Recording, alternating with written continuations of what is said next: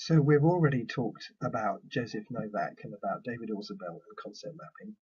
And I should explain briefly that, of course, those kinds of approaches belong in a basic arena of constructivism, tied to a kind of notion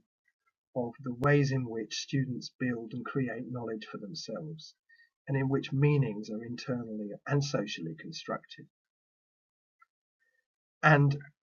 the person probably who's written most about this in most deliberate and constructive ways is John Biggs. And Professor John Biggs is one of the very few people who has a kind of theory, or has a theory of teaching quality in a higher education setting, which is built and constructed entirely from research of student learning in higher education. So the essence of what John Biggs has to say is that what really is most important in student learning is not what the teacher does or not who the student is, but what the student does. And his approach to constructive alignment is to offer us a method by which we really begin with explaining or making explicit what it is we want our students to be able to do at the end of a course or a program of learning. And then in relation to those learning outcomes, designing an assessment which will test and also develop that ability to do or to be able.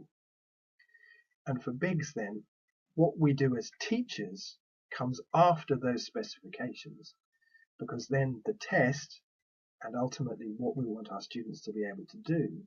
is the thing that gives structure and pattern to the ways in which we teach. So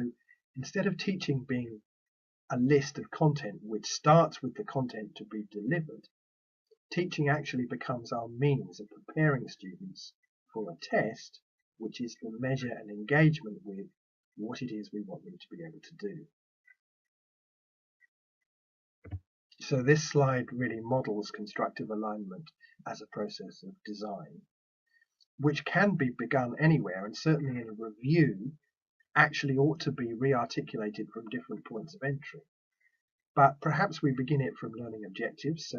specifying what it is we want our students to be able to do, using that to design the feedback and assessment method, and from there subsequently designing the teaching and learning activities, so that everything else, like context, process and content,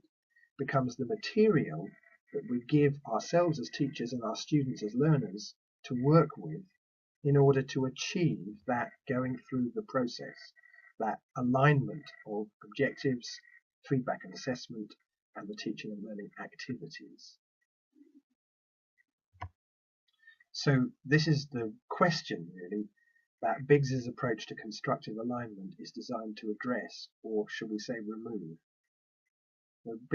For John Biggs, if a course is constructively aligned, this question should never arise, that we shouldn't be teaching anything which may or may not be in the exam,